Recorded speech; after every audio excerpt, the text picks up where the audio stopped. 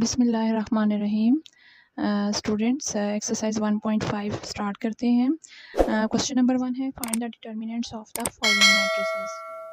अब हमने इस एक्सरसाइज में डिटर्मिनेंट फाइंड करना सीखना है और सबसे ज़रूरी बात जो डिटर्मिनेंट फाइंड आउट करने के लिए होती है कि जब हमारे पास स्क्वायर मैट्रिक्स होता है तो फिर हम उसका डिटर्मिनेंट फाइंड कर सकते हैं। ठीक है, ये बुक पे हम सबसे पहले इसकी डेफिनेशन रीड करते हैं। Determinant of a 2x2 matrix let A with entries a b c d be are 2x2 square matrix, यानी कि हम जिसका डिटर्मिनेंट फाइंड कर रहे हैं वो मैट्रिक्स 2x2 यानी स्क्वायर मैट्रिक्स होना चाहिए।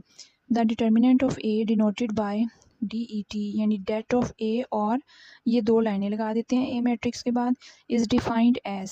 सबसे पहले हमने ये लाइनें लगानी है, ठीक है, और डिटर्मिनेंट है तो फिर ए मैट्रिक्स विद ब्रैकेट्स लिख देना है, ठीक है। और अगर आपने लाइनों वाला जो है वो नोटेशन शो करनी है तो फिर आपने ब्रैकेट्स हटा देनी है और इस तरह से, ठीक है, शो करना है। और ये करते कैसे हैं, ये जो डायगोनल एंट्रीज होती हैं AD, ठीक है, पहले ये दोनों मल्टीप्लाई होती हैं, माइनस के बाद ये दोनों होती हैं, ठीक है। ये ऑर्डर, ये तरतीब हमने चेंज नहीं करनी, ठीक है। AD पहले मल्टीप्लाई होगा, तो हमेशा जब भी आपके पास 2x2 मैट्रिक्स होगा तो आपकी फर्स्ट एंट्री जो है वो पहली डायगोनल एंट्री है, वहाँ से जो डायगोनल स्टार्ट हो रहा है तो इन्हें पहले इन दोनों एंट्रीज़ को मल्टीप्लाई करना है, माइनस के बाद बाकी दो एंट्रीज़ को जो क्रॉस बना रही हैं उसको मल्टीप्लाई करना है। ये इंपॉर्टेंट चीज़ थी, ठीक है। और ये अब हम क्वेश्चन में सॉल्व करेंगे। ये स्टूडेंट्स फर्स्ट पार्ट है, A इज़ इक्वल टू -1 2 1 0, ये हमारा ए मैट्रिक्स है। अब हम इसका डिटर्मिनेंट फाइंड करेंगे, तो डिटर्मिनेंट फाइंड करने के लिए पहले नोटेशन डालेंगे डिटर्मिनेंट की, ठीक है। और डिटर्मिनेंट की नोटेशन ये है कि जो उसका डिटर्मिनेंट का नाम है दो लाइनें लगा देनी है, और अब ये जो एंट्रीज़ लिखी हुई हैं इसमें भी ब्रैकेट की जगह पे हमने ये दो नाम लिख देने हैं, ठीक है। अब हम मल्टीप्लाई करेंगे इन दोनों एंट्रीज़ को, सबसे पहले -1 मल्टीप्लाइड बाय 0, और माइनस के बाद हम अगली दो एंट्रीज़ को मल्टीप्लाई करेंगे।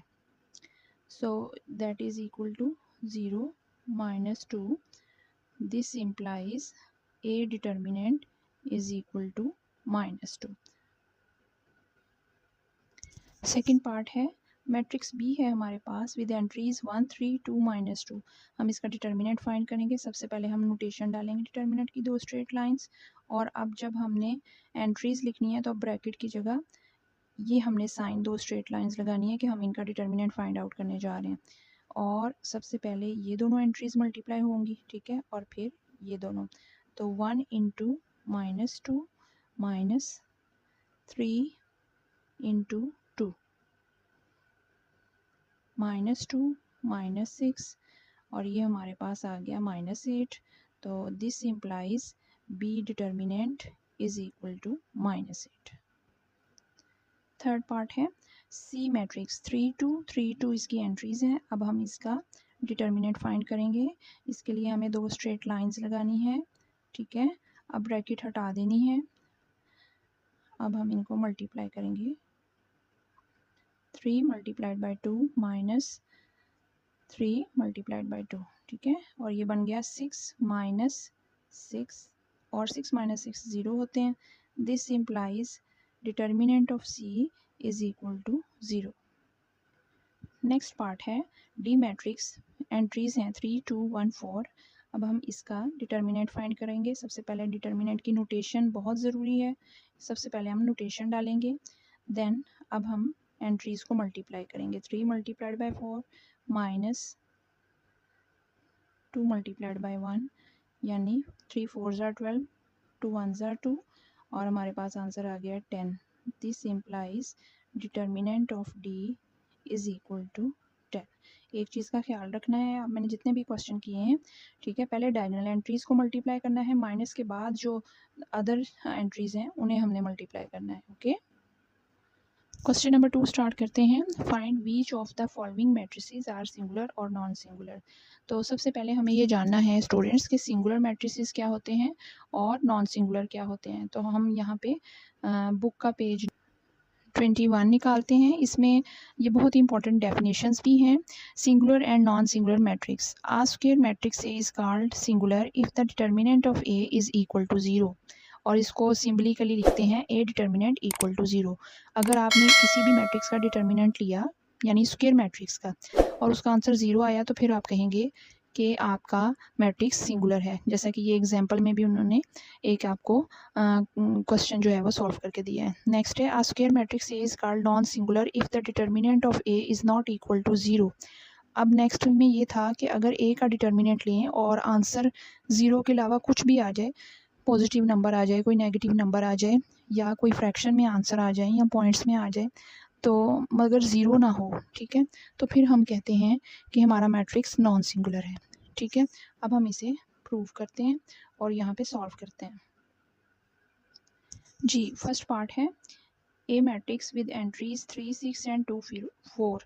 अब हम इसका डिटर्मिनेंट फाइंड करेंगे। सोल्यूशन लिख लेते हैं इसका। सोल्यूशन के लिए हमें डिटर्मिनेंट फाइंड करना है और डिटर्मिनेंट का आंसर हमें बताएगा कि हम इसको सिंगुलर लिखें या नॉन सिंगुलर लिखेंगे। ठीक है, तो हम मल्टीप्लाई करेंगे 3 multiplied by 4 minus 6 multiplied by 2।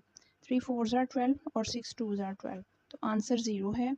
This implies A determinant is equal to 0। अब हम लिखेंगे hence A is a singular matrix, यानी जब भी किसी मैट्रिक्स के डिटर्मिनेंट का आंसर 0 होगा तो हम लिखेंगे hence that matrix is a singular matrix. Second part है matrix B having entries 4, 1, 3 and 2। तो स्टार्ट करते हैं इसका डिटर्मिनेंट। बी का डिटर्मिनेंट पहले स्ट्रेट लाइंस लगाएंगे। अब हम इन डायगोनल्स को मल्टीप्लाई करेंगे माइनस अदर एंट्री जो कि डायगोनल में नहीं है, वो ये 2 हैं। तो ये हुआ 8 minus 3 that is equal to 5। This implies B determinant is equal to 5।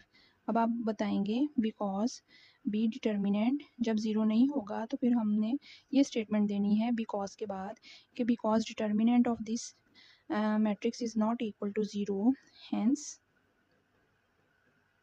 B is a non-singular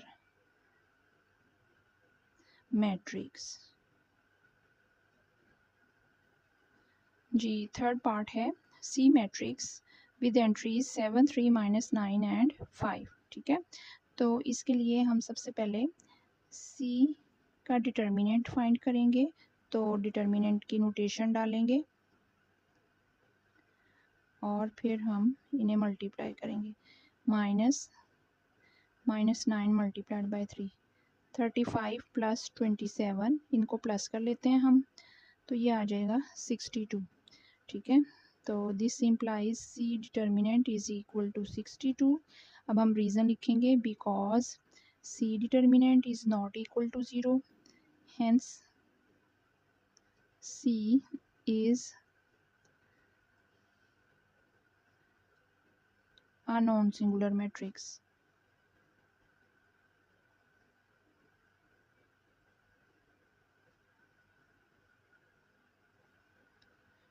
yes, fourth part है D matrix with entries 5, -10, -2 and 4। तो अब हम इनका सलूशन करते हैं। हम नोटेशन पहले लिखेंगे डिटर्मिनेंट की 5, -2, -10 एंड सॉरी यहाँ पे स्ट्रेट लाइन होगी। ठीक है, तो ये होगा 5 मल्टीप्लाइड बाई 4 माइनस के बाद, अब क्योंकि अगली माइनस के बाद अगर अगली एंट्री माइनस में है तो ब्रैकेट में लिख लिया करें, और उससे अगली दोनों जो मल्टीप्लाई हो रही हैं वो भी माइनस में है। अब जब हमने इनको सॉल्व करना है तो साइंस को सबसे पहले करेंगे। पहले ये दोनों माइनस आपस में मल्टीप्लाई होंगे तो माइनस इंटू माइनस प्लस होता है और प्लस इंटू माइनस माइनस 20, तो ये हो गया 0। ठीक है, तो हम यहाँ पे लिखेंगे this implies D determinant is equal to 0, hence D is a singular matrix। That's all।